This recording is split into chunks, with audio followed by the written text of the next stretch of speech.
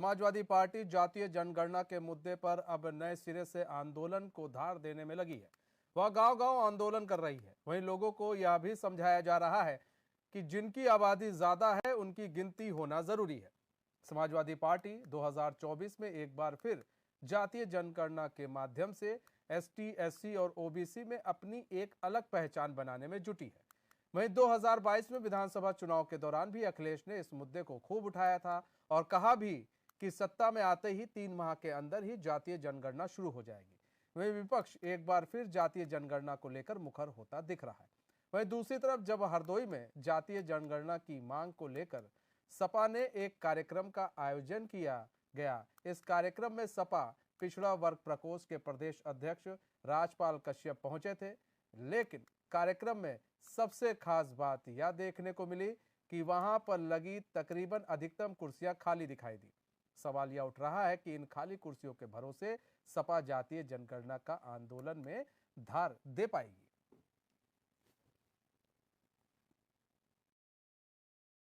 Samajwadi party ये चाहती है कि जातीय आधार पर जनगणना हो, जिसकी जितनी हिस्सेदारी उसकी उतनी भागीदारी, और हम लोग जातीय जनगणना कराने के लिए पूरे प्रदेश में सड़कों पर संघर्ष करने का काम करेंगे। हम लोग ये चाहते हैं कि जनगणना जातीय आधार पर हो। जातीय जनगणना केंद्र की सरकार करती है।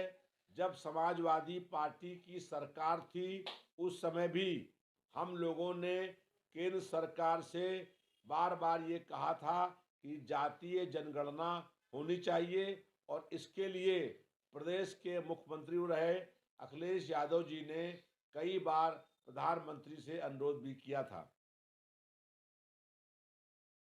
जातीय जनगणना के माध्यम से अब जो सपा है वो आगे निकलने की कोशिश में लगी हुई है। 2024 के चुनाव में जातीय जनगणना के माध्यम से पूरे वोट बैंक में अपनी एक साख जमाने में सपा लगी हुई है।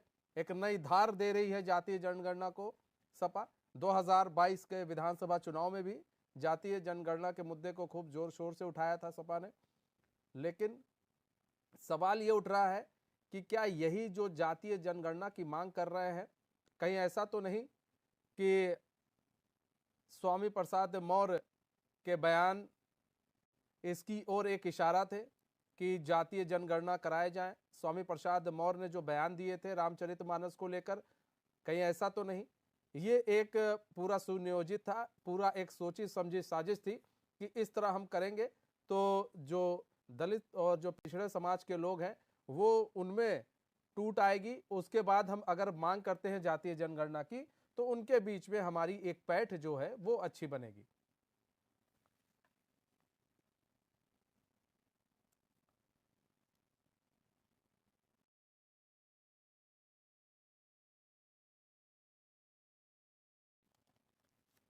तो हमारे साथ हमारे संवाददाता राशिद आरिफ जुड़ चुके हैं और अब्दुल्ला आरिफ जुड़ चुके हैं, कांग्रेस के प्रवक्ता हैं। अब्दुल्ला आरिफ जी, स्वागत है एचएन में आपका। राशिद, सबसे पहले रुख आपका कर लेते हैं। राशिद, जातीय जनगणना को लेकर अब समाजवादी पार्टी एक बार फिर से मुखर होती दिख रही है, मतलब कि वो जातीय जनगणना के माध्यम से ओबीसी, एसटी, एससी में एक अलग पैठ बनाने की कोशिश कर रही है। नहीं, देखिए मनीष, आपको बता दूं कि समाजवादी पार्टी के राष्ट्रीय अध्यक्ष अखिलेश यादव आए दिन इस मुद्दे को उठाते हैं, समय समय पे उठाते हैं और अपने हिसाब से उठाते हैं। देखिए, समाजवादी पार्टी ने अपना 2022 विधानसभा का चुनाव जो था उसमें घोषणा पत्र में भी ये जारी किया था कि हम जातीय जनगणना जो है उसकी कराएंगे। देखिए, एक बात आपको बता दूं कि जिस तरह से स्वामी प्रसाद मौर्य का रामचरितमानस को लेके बयान आया, उसी के बाद में अखिलेश यादव कहीं न कहीं उन्होंने उनका कद बढ़ाया और राष्ट्रीय महासचिव बनाया। उसी के बाद में देखिए जातीय जनगणना को लेकर लगातार जिस तरह के बयान आ रहे हैं समाजवादी पार्टी के राष्ट्रीय अध्यक्ष हों या नेता हों, तो इससे देखिए तस्वीर साफ हो जाती है कि 2024 का चुनाव किस परिप्रेक्ष्य में जा रहा है। देखिए, आपको सबसे बड़ी बात बता दूं कि अखिलेश यादव ने विकास के मुद्दे पे 17 में चुनाव लड़के देख लिया। वहीं अगर बात कर ली जाए 22 की, तो 22 में उन्होंने किसान के मुद्दे उठाए थे, आवारा पशुओं के मुद्दे उठाए थे, महंगाई के मुद्दे उठाए थे, बेरोजगारी के मुद्दे उठाए थे, लेकिन ये सारे मुद्दे गौण नजर आए। तो अब ये लग रहा है कि 90 के दशक में जो काम मुलायम सिंह यादव के टाइम पे होता था, वही काम अब होने जा रहा है, क्योंकि एससी एसटी जो है और शेड्यूल्ड कास्ट जो है और उसके बाद में अल्पसंख्यक है, तो कहीं न कहीं इनका वोट समाजवादी अपनी तरफ करने के लिए इस तरह की रणनीति उसने बना दिया। देखिए, ये साफ तौर से दिखाई भी दे रहा है। दूसरी बात आपको बता दूं, स्वामी प्रसाद मौर्य का जो बयान आया, क्या अखिलेश यादव ने उससे किनारा किया? नहीं किया। जबकि अखिलेश यादव ने ये कहा कि उस चौपाई को पढ़ा जाए और उसके बाद में जो सही है, जो गलत है, उसको बयान किया जाए। तो कहीं न कहीं ये दर्शाता है कि 2024 का चुनाव किस तरफ जा रहा है। देखिए, आपको बता दूं कि समाजवादी पार्टी के जो नेता हैं, वो लगातार इस तरह का बयान दे रहे हैं। अच्छा, जाति गणना की एक बात मैं बता दूं कि 2012 में समाजवादी पार्टी की सरकार थी। मैंने जब रविदास मल्होत्रा से सवाल किया कि क्या आपकी सरकार में आपने आवाज उठाई, तो कहने लगे जी हाँ, हमने समाज केंद्र की सरकार जाति गणना कराती है और हम लोगों ने केंद्र से कहा। लेकिन आपको बता दूं कि केंद्र में सरकार उस टाइम कांग्रेस की थी। क्या समाजवादी पार्टी सड़कों पे आई? क्या इन्होंने हल्ला गुल्ला किया? नहीं किया। इस वजह से नहीं किया क्योंकि समाजवादी पार्टी खुद यूपीए के साथ में थी, कांग्रेस के साथ में थी। तो इसलिए इस मुद्दे को उठाया और उसके बाद में उस मुद्दे को लेकर बैकफुट पे आ गए। तो कहीं न कहीं अब भारतीय जनता पार्टी की केंद्र में सरकार है, तो इस मुद्दे को पूरी तरह से अखिलेश यादव जो हैं वो फ्रंट फुट पे ला रहे हैं, फ्रंट फुट पे खेल रहे हैं। देखिए, जाति जनगणना की जो बात हो रही है उससे एक तस्वीर साफ हो रही है कि 2024 का चुनाव किस तरफ जा रहा है। जी मनीष जी।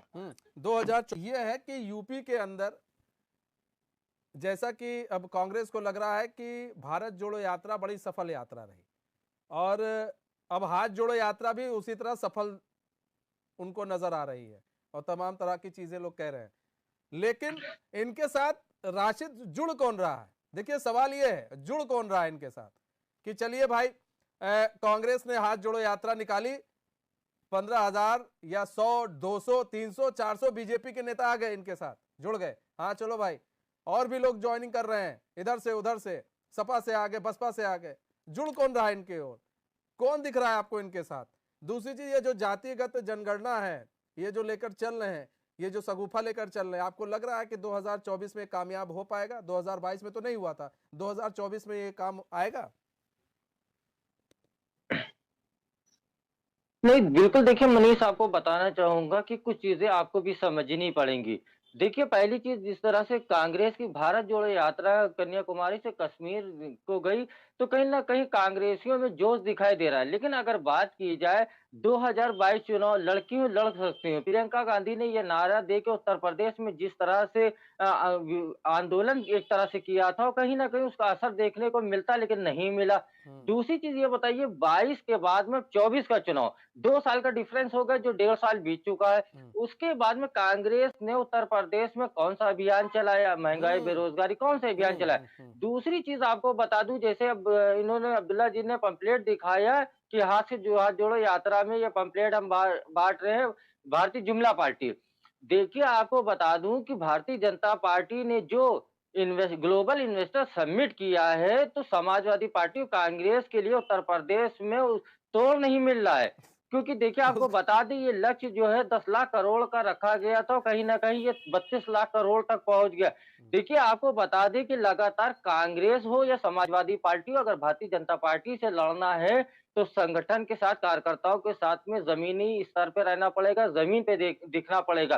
तो कहीं न कहीं देखिए, समाजवादी पार्टी को मैं लगातार ये बात कहता रहा हूँ, और कांग्रेस के लिए भी, कि अगर भारतीय जनता पार्टी को आपको मुकाबला करना है, समाजवादी पार्टी की तरफ से जो बयान दिया गया स्वामी प्रसाद मौर्य का, ये बयान आप देखिएगा कि ये समाजवादी पार्टी को कितना पीछे ले आएगा। क्योंकि धर्म की पिच पे भारतीय जनता पार्टी से आप मैच नहीं खेल सकते। देखिए, कांग्रेस की भारत जोड़ो यात्रा, मैं भी यह बात कहूँगा कि जब से भारत जोड़ो यात्रा हुई, उसके बाद में कांग्रेस के नेता हो, कार्यकर्ता हो, एक नई ऊर्जा उनमें दिखाई दी। उसी ऊर्जा के साथ में वो उत्तर प्रदेश में अब काम करने के लिए निकल रहे हैं, हाथ से हाथ जोड़ो यात्रा के लिए निकल रहे। लेकिन सबसे बड़ी बात ये है कि देखिए, एक चुनाव होने के बाद में अगर आप बैठ जाते हैं, तो फिर दूसरे चुनाव आने के वक़्त आप जब बाहर निकलते हैं, तो वो चीज़ें नहीं आ पाती हैं सामने जो आप लाना चाहते हैं। तो इसीलिए अगर भारतीय जनता पार्टी से मुकाबला करना है, तो आपको निरंतर फील्ड में रहना पड़ेगा। दूसरी बात आपको बता दूं, ये जाति जनगणना की जो बात हो रही है, तो देखिए मैंने आपसे बताया नहीं कि माहौल 2024 का पूरी तरह से सेट हो चुका है। समाजवादी पार्टी अगड़ा पिछड़ा करके चुनाव इस बार लड़ेगी, क्योंकि विकास का मुद्दा, महंगाई का मुद्दा, सारे मुद्दे अब खत्म हो चुके हैं। तो कहीं न कहीं देखिए, अभी आमिर साहब ने एक बात कही थी उनकी, उन्होंने कहा था कि हम भी जो है जीतने के लिए इस तरह का काम करेंगे। तो ये भी समझ चुके हैं कि विकास का मुद्दा उठाने से नहीं जीतेंगे, बेरोज़गारी का मुद्दा उठाने से नहीं जीतेंगे। अब जातियों को लड़ाने और जातियों को भड़काने और जातियों को तोड़-जोड़ करने के बाद ही चुनाव जीतेंगे, ये आमिर भाई ने अपने ही अल्फाज में कहा। दूसरी बात आपको बता दूँ कि देखिए, इन्वेस्टर समिट हो रहा है उत्तर प्रदेश में, ये आज दूसरा दिन है, ठीक है? लेकिन समाजवादी पार्टी ने इन्वेस्टर समिट को लेके किसी भी तरह का बयान जारी नहीं किया। हालाँकि एक बात आपको बता दूँ कि कांग्रेस लगातार इन्वेस्टर समिट को लेके हमलावर दिखी। तो कहीं न कहीं अब ये मामला जो है बिल्कुल साफ निकल के सामने आ गया है कि 24 में चुनाव किस मुद्दे पे लड़ना है। सभी पार्टियों ने अपना-अपना एजेंडा सेट कर लिया।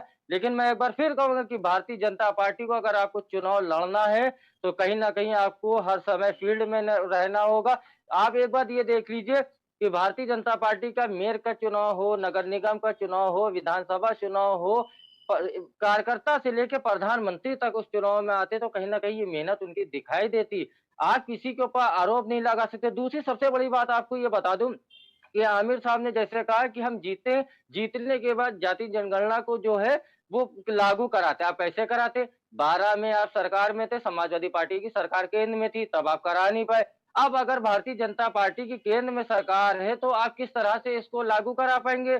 तो ये कहीं न कहीं अगड़े-पिछड़े को जो है फ़ायदा पहुँचाने की राजनीति नहीं है, ये अपने जो है सत्ता की गद्दी हासिल करने की राजनीति हो रही है। ठीक। ये बेईमानी वाली बातें हैं कि हम जो है राजनीति नहीं कर रहे हैं, राजनीति के लिए ये यात्रा नहीं।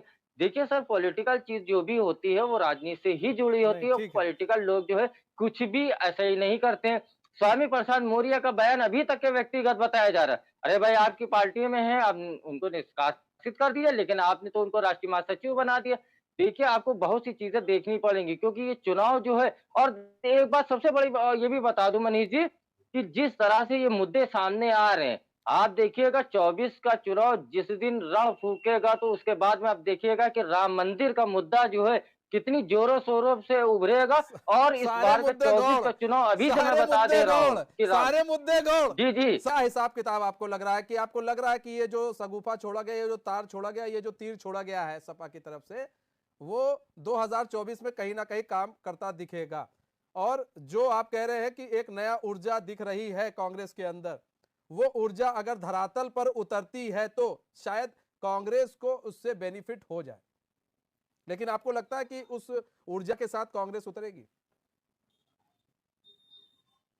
देखिए 2024 का जो चुनाव है उसमें पहले तो ये रणनीति ये लोग बनाए कि कौन किसके साथ है। देखिए अगर कांग्रेस और समाजवादी पार्टी अगर साथ में आती है और गठबंधन से चुनाव उत्तर प्रदेश में लड़ती है तो नतीजा हो सकता है कि कुछ और। लेकिन अगर बात की जाए कि समाजवादी पार्टी और कांग्रेस चुनाव अलग अलग लड़ेगी तो किसी भी मुद्दे पे चुनाव लड़ ले तो भारतीय जनता पार्टी ये समझ लियो उत्तर प्रदेश में 70+ सीटें जीतती आएगी। दूसरी बात आपको बता दूं जो मुद्दा इन्होंने उठाया है स्वामी प्रसाद मौर्य ने, समाजवादी पार्टी के राष्ट्रीय महासचिव स्वामी प्रसाद मौर्य ने, तो ये मुद्दा देखिए मुद्दे से कोई भी फायदा होने वाला नहीं। दूसरी बात आपको बता दूं कि जो SC/ST का वोट है तो आप ये बात खुद बेहतर जानते हैं कि मायावती से वो वोट अलग नहीं होता। जो वोट उनसे छिटक भी रहा है तो कहीं ना कहीं बीजेपी की तरफ आ रहा। उस वोटर को अपने पाले में लाने के लिए अखिलेश यादव ने एक बार बहुत बड़ा रिस्क लिया है, जिस स्वामी प्रसाद मौर्य के बयान को समर्थन किया। आपको बता दें, आप ट्विटर में देखिए समाजवादी के कई ऐसे नेता हैं जो अखिलेश यादव को अपना बड़ा नेता और अपना सब कुछ मानते हैं, लेकिन रामचरित मानस पे वो रामचरित मानस का फेवर कर रहे हैं और अखिलेश यादव से कह रहे हैं कि इन पे कार्रवाई की जाए। तो कहीं ना कहीं पार्टी के अंदर भी ये चीजें देखने को मिल रही है, लेकिन पार्टी इससे साफ तौर पे कोई इसलिए नहीं कह पा रहा है क्योंकि उस पर कार्रवाई हो जाएगी, क्योंकि राष्ट्रीय अध्यक्ष ने उसका समर्थन एक तरह से किया है, क्योंकि स्वामी प्रसाद मौर्य को राष्ट्रीय सचिव बनाया। तो दूसरी बात आपको बता दो कि 24 में चुनाव है, मुझको नहीं लगता है कि ये बहुत ज्यादा चुनाव से असर पड़ने वाला है। रही बात कांग्रेस की, देखिए कांग्रेस का मामला उत्तर प्रदेश में ये कि कांग्रेस ऑफ सीजन में है। इमरजेंसी में है, ठीक है, तो उनको ऑक्सीजन की जरूरत है। तो कहीं ना कहीं अगर समाजवादी पार्टी अगर उनके साथ में हो जाती है तो उनको भी एक ऑक्सीजन मिलेगा। और कहीं ना कहीं उत्तर प्रदेश से अगर सीटें बढ़ के आती हैं तो इसका राजनीति में बड़ा उलटफेर भी हो सकता है, क्योंकि उत्तर प्रदेश में लोकसभा की 80 सीटें हैं। तो कहीं ना कहीं देखिए, एक बात ये भी बता दूं कि अखिलेश यादव जो ये मुद्दा उठा रहे हैं तो बहुत सोच समझ के इस मुद्दे को उठा रहे हैं, क्योंकि 80 सीटों पर अखिलेश यादव ये रणनीति बना रहे हैं कि ज्यादा से ज्यादा सीटें अगर वो जीत के उत्तर प्रदेश में आती हैं तो केंद्र में एक बार वो बड़ी जिम्मेदारी के लिए दावेदारी कर सकते। ये पूरी रणनीति सारी चीजें इसी को लेके चलेंगी। मनीष जी, बहुत बहुत धन्यवाद राशिद, हमारे साथ जुड़ने के लिए, तमाम जानकारी देने के लिए बहुत बहुत धन्यवाद। आमिर भाई हमारे साथ जुड़ने के लिए और अपना बहुमूल्य समय देने के लिए। तो कहीं ना कहीं जाति जनगणना को लेकर जो सपा है वो काफी मुखर दिख रही है, लेकिन सवाल ये उठता है कि कई जगहों पर कार्यक्रम किए जा रहे हो, कुर्सियां खाली दिख रही हैं, तो क्या खाली कुर्सी के जरिए वो जाति